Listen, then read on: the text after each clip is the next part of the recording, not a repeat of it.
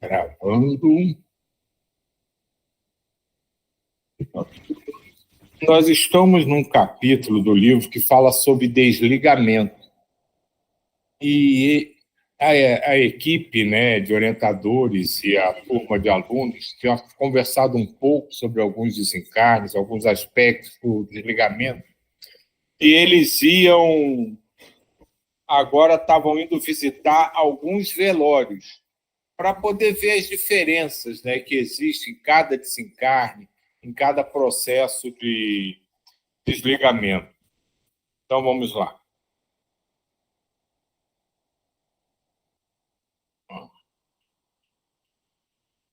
Fomos ver alguns velórios. Sempre uma nuvem cinzenta de tristeza e agonia paira sobre o local. Vimos alguns em que apenas velavam o corpo, com o espírito já desligado ausente.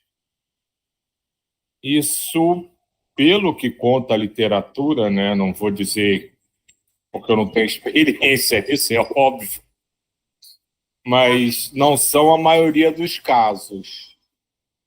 A maioria dos casos, o espírito ainda está na proximidade, ou está ligado ao corpo, ao familiar, mas existem também, acredito que muitos casos em que já com a certa compreensão o espírito desencarna ou é levado ou vai para algum lugar e não fica ali reverenciando o seu corpo. Mas em alguns velórios o espírito ali estava, confuso. Em outros, dormiam junto ao corpo. O que atrapalha nesses lugares é a choradeira. Que bom seria se todos entendessem a desencarnação como ela é e aceitassem essa ausência física, ajudando o desencarnado com pensamentos de carinho, orando com fé, auxiliando no desligamento e na sua ida para o plano espiritual. Isso que ele diz aqui é fundamental, é uma coisa que a Diva fala muito, né, que a gente tem sobre vários aspectos relacionados a várias coisas, é o apego.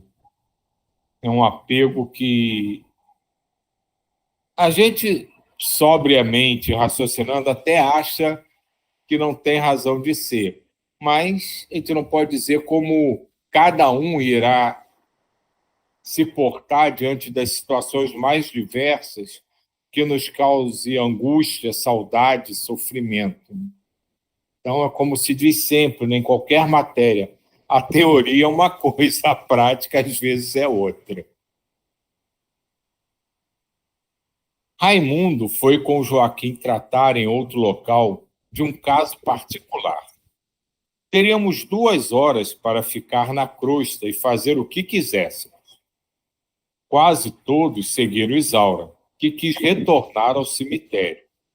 Era noite. Convidei a turma para ir à minha casa terrena.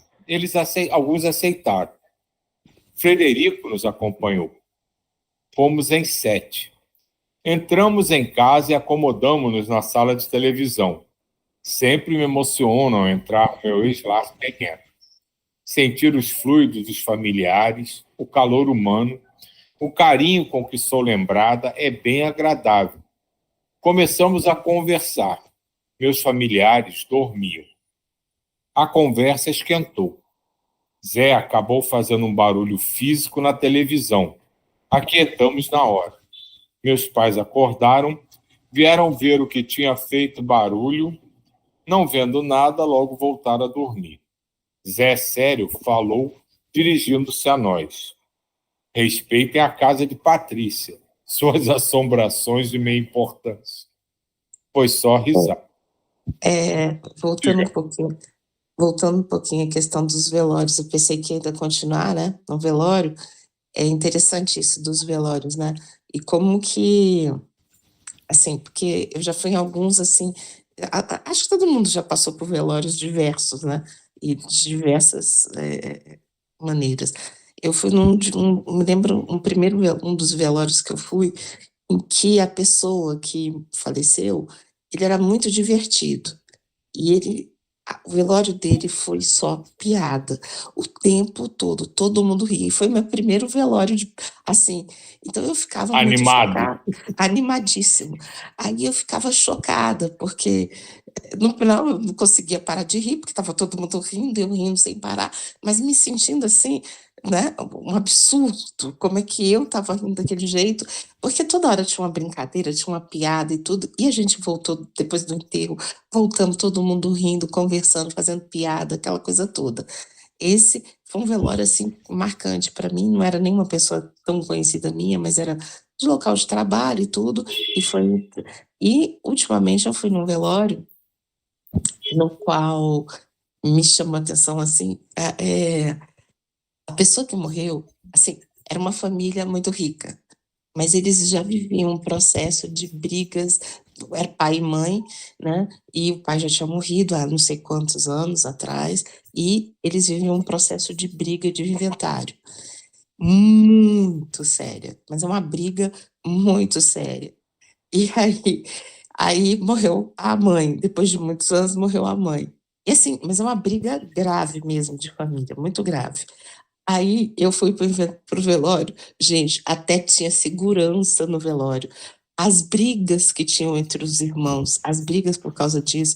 No final, eu mesma fui para o velório, depois eu ficava assim, olhando, eu não estou enxergando muito bem, né? Então, assim, gente, será que vai ter briga? Será que foi? Aí depois eu, gente, reza pra dona, reza pra dona. Aí daqui a pouco eu olhava para um lado, olhava para o outro, e daqui a pouco eu, gente, tem que orar, tem que orar. E ficava dividida entre confusão que tinha, e eu fiquei imaginando depois esse espírito, né? Porque realmente o que mais importava lá era a questão do inventário, era tão sério o negócio que a dona não tinha sido enterrada, já tinha o inventariante, já estava a briga por quem vai ser o inventariante. Um negócio tão absurdo, que eu fiquei imaginando aquele espírito daquela senhora, porque ela alimentou muito ela fomentou muito essa discórdia entre família. Ela não foi uma mãe, bem, vamos dizer assim, que queria a pacificação dos filhos, são 5, 6 lá, mas ela não alimentou essa pacificação, pelo contrário, ela alimentou foi a discórdia. E nessa discórdia, eles brigam muito, e ainda brigam, ainda agora então estão lá. E eu entrei nessa história, assim, com essa minha uma das herdeiras lá, brincando, porque eu conheci e tudo, e aí ela me liga e tudo, e a gente conversa, e eu sempre falava para ela, há anos que a gente se conhece, eu falo assim, não é melhor vocês fazerem um acordo, todo mundo viver em paz, cada um ganha um pouquinho e está resolvido, porque isso daí, vocês estão brigando tanto, que vai acabar o inventário, vocês vão estar devendo imposto tal, isso aqui, não vai ter nem nada para dividir mais, do tanto vocês estão brigando. E assim, eu acredito que vai acontecer, que não vai sobrar muita coisa de tanta briga. Mas eu fiquei imaginando aquela senhora deitada ali, onde é que ela estava. Ao mesmo tempo em que eu estava envolvida no carnal, né, vamos dizer assim, na matéria, na confusão, envolvida, que eu falo assim, infelizmente, né, gente, eu estou falando da minha humanidade, curiosa para ver o que estava acontecendo, daquela confusão, e ao mesmo tempo lembrando do tanto que eu tinha que orar para aquela senhora, para ela tentar, sabe, sei lá, nem sei como é que estava, né, que a gente não sabe como é que tá, mas tentando orar para aquela senhora. É muito triste, gente, ver um velório assim. E olha que interessante, né?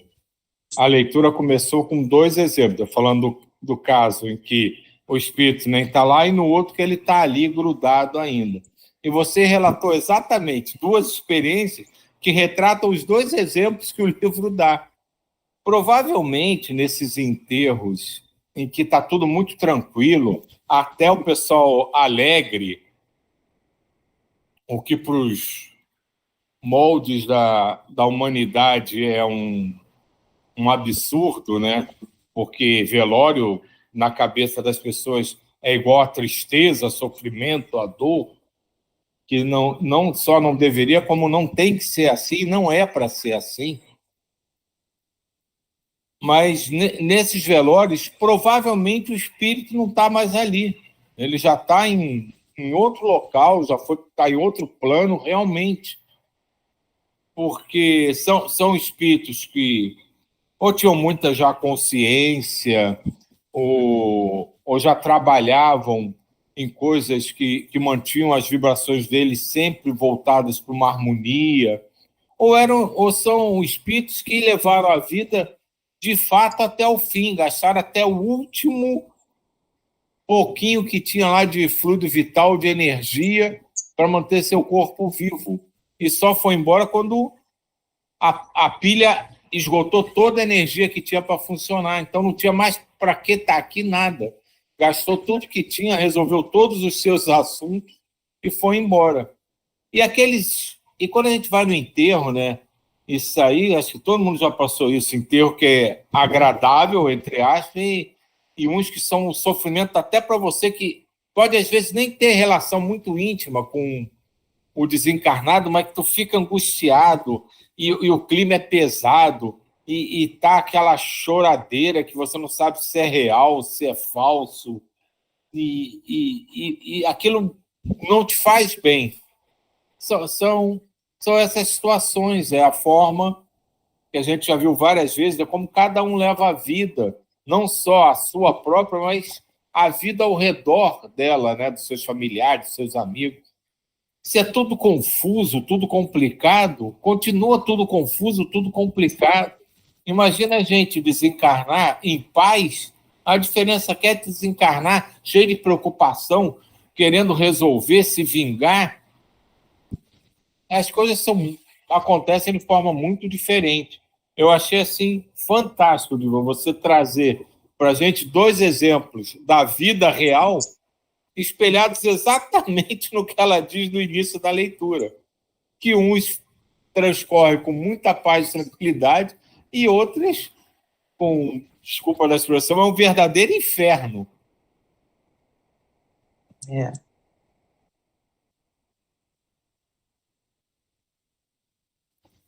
Seguindo aqui, então foi só risada na casa da Patrícia da confusão. Zé costuma dizer que não somos tão pés de chinelo e nem importantes. Somos somente meio.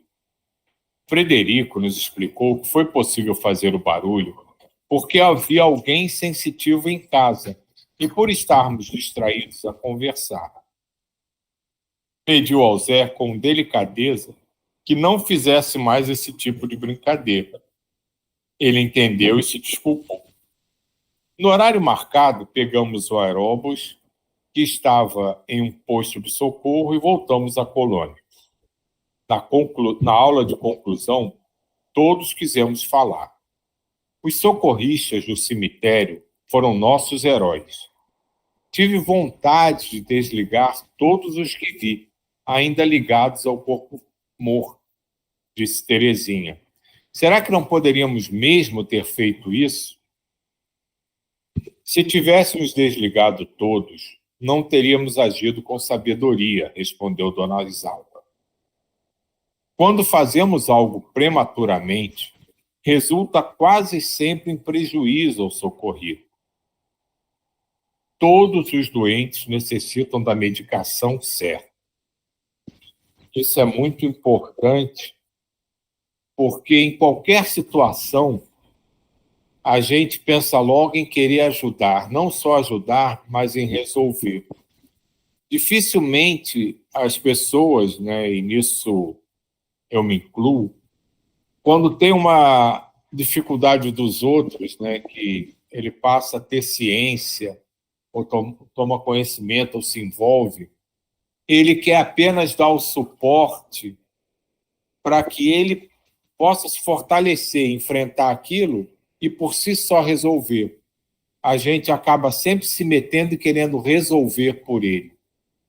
E isso causa problemas para a gente e para eles, porque a gente rouba a oportunidade de crescimento deles, de compreensão, e causa uma facilidade que só atrapalha eles. E acaba se envolvendo em energias, em vibrações que a gente pode absorver, que não são nossas, que, por serem muito desarmonizadas, podem nos causar prejuízo. E até a Sânia está me lembrando aqui, a gente estava lendo o Mago dos Trôvulos ontem, estava falando sobre isso também, de assumir o karma dos outros. A gente não pode fazer isso. O ser humano encarnado tem uma tendência forte, principalmente se for um parente, se for um ente muito querido, de não apenas estar ali do lado de apoio, mas de querer resolver o problema por ele. E vocês não têm ideia como isso pode ser prejudicial. Ao invés de ajudar, você está prolongando o sofrimento dele. É uma questão difícil de se encarar, e principalmente da gente aceitar ver alguém com dificuldades e ficar ali do lado, dar suporte, dar apoio, mas deixar que ele enfrente aquilo e que ele resolva o problema. A nossa tendência humana quase que não nos permite para fazer isso. Mas é preciso trabalhar muito isso e entender que a gente não pode resolver o problema dos outros. E pior ainda, não pode trazer o problema deles para nós, porque nós já temos as nossas cargas pessoais para assumir e resolver. Se a gente trouxer as desarmonizações ao nosso redor para o nosso interior, a gente se perde mais ainda. Outro dia, a gente conversando com eu e Sani, é uma coisa falando sobre a questão dos filhos, né? Como que isso... foi rapidinho, alguma coisa assim. E essa questão dos filhos, que a gente tende a querer resolver os problemas dos filhos, né? De vê-los sofrendo e querer parar o sofrimento deles, né? A dor deles. E aprender a só apoiar, né? A ver de longe, ficar do lado, apoiar, abraçar, mas deixar que eles passem por esse aprendizado é muito difícil, né? E a gente vê que hoje em dia, desde pequeno, assim, as pessoas estão criando os filhos, às vezes, dentro dessa redoma tão grande e pegando os problemas para si, e que eles ficam... Eu me lembrei do lance da borboleta lá, né? Que a borboleta, para voar, tem que ter aquele processo todo, e se você antecipar, e a asa não cresceu direito, aquela coisa toda. E é muito sério isso, realmente, de você conseguir estar do lado, apoiando, para que a pessoa tenha forças para passar pelo que tem que passar, mas sem se envolver. É muito difícil, viu? Engraçado que nós somos um país, não só do ponto de vista espírita, mas em termos de religiosidade, o Brasil é um país muito religioso. E tem esse apelo que você estava falando dos filhos, dos amigos, muito forte. E a gente, às vezes, impede que as nossas crianças se desenvolvam, né? Busquem um mundo para o aprendizado pessoal. E o que eu acho engraçado é se a gente pegar os Estados Unidos, que é um país assim que a religiosidade não é um forte, que é um país voltado para consumo, para egoísmo, para a política do crescimento individual, mas não voltado para a moral, para a espiritualização. Eles têm uma política que é bem diferente. Quando os filhos vão para a faculdade, eles quase que cortam os laços.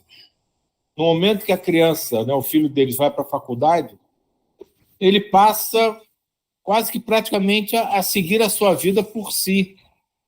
E eu acho interessante, a gente com tanto conhecimento, tanta religiosidade, não consegue desapegar.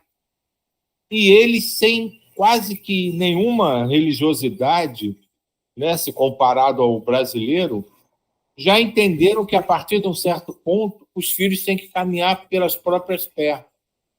Isso é um aspecto muito interessante, cultural, e que a gente for vendo, né, por vários mundos, por vários países, existem nuances que eles praticam por um lado, mas não praticam por outro. da mesma forma que nós. Então, todo mundo já faz um pouquinho do que é que tem que ser feito, mas ainda comete alguns deslizes em outras direções. Então, essa unificação que acho que faz parte desse trabalho de transição planetária é pegar, eles fazem isso certo lá, vou começar a fazer isso também aqui. E eles compreendem, não, eles fazem essa outra parte certo aqui, então vou pegar para lá. Acho que vai ser essa interação e troca de experiências, de informação, que vai começar o processo de unificação dos encarnados e desencarnados nesse orbe, para que a gente possa caminhar para uma coisa mais uníssona, mais igual na forma de ver e encarar o mundo, tanto pé no chão como espiritual aqui na Terra.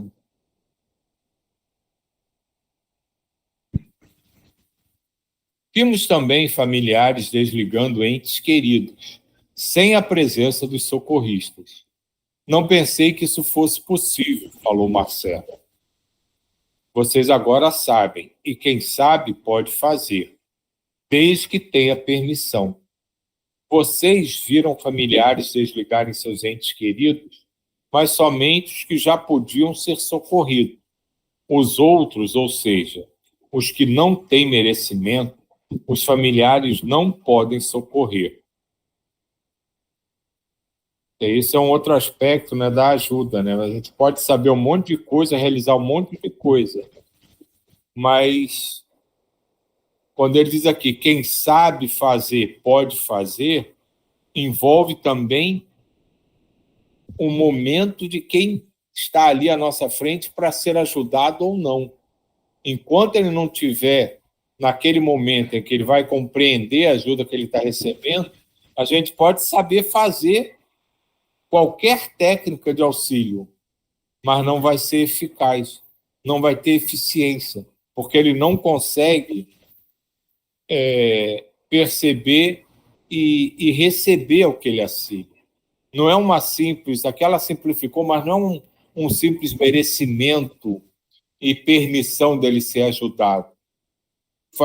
Passa muito pelo interior do próprio ente que está ali para ser ajudado ou não.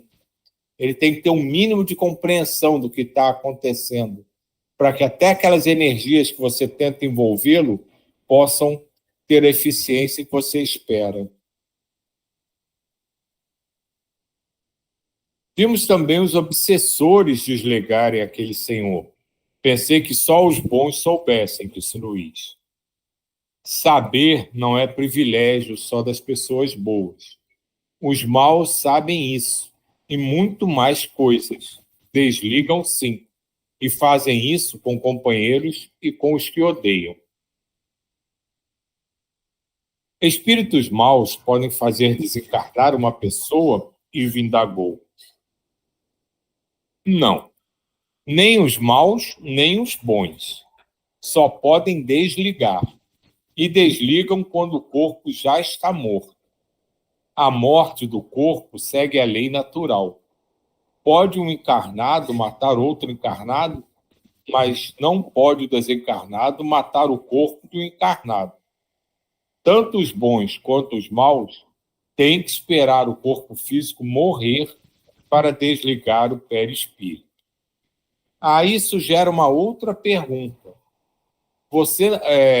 Nem os bons nem os maus podem provocar a morte, mas podem criar desarmonias que, de alguma forma, acelerem essa morte do corpo físico. Como isso é feito?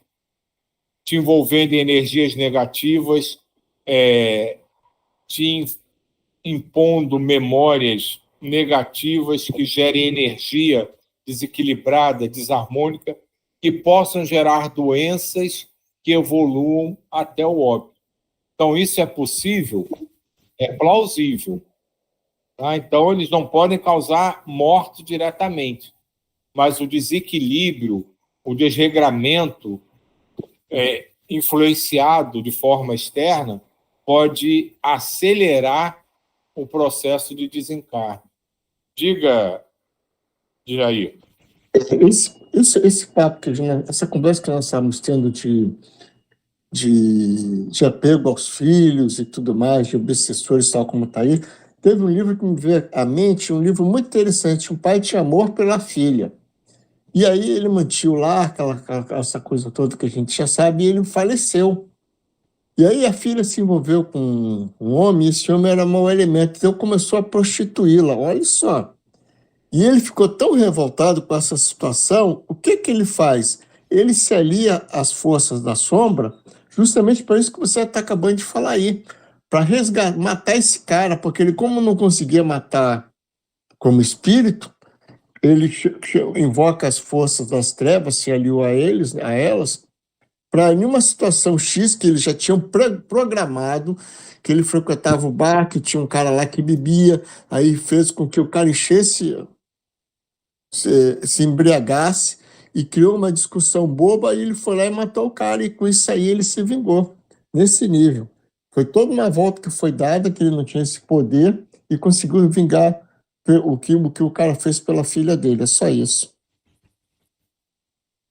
Então, isso é uma coisa que a gente tem que pensar às vezes, é desagradável. Eles podem matar? Não, mas podem criar situações ou nos envolver em energias que encurtem o nosso tempo de vida na Terra. Por isso, alguns, como o próprio André Luiz, é considerado suicida inconsciente, porque a forma como ele levou a vida, ele antecipou o desligamento dele do corpo, pela doença que se desenvolveu, pela cirurgia que não deu certo, que ele morreu na cirurgia por causa do câncer. Então, tem todos esses aspectos. E aí reforça mais ainda a importância de a gente estar sempre atento às nossas ações, aos nossos pensamentos, perceber quando a gente extrapola ou perde o controle, tem raiva ou se agita, perceber e frear a tempo para que essas energias desarmônicas não causem um mal em nós mesmos. É o famoso vigiar e orar constantemente, que também é uma coisa super difícil para a gente encarnar daqui, porque é tanta confusão ao nosso lado. Então, às vezes, por mais calmo, por mais consciente, num momento ou outro, se perde as estribeiras, você fica com raiva, você xinga, você se irrita, mas a gente tem que estar atento a isso. A gente não consegue evitar que esses momentos aconteçam ainda. Mas assim que a gente perceber que aconteceu, pisar no freio e tentar recobrar o equilíbrio. Que é aquela coisa, né? A gente ainda não evita que aconteça, mas pode evitar que ele se propague.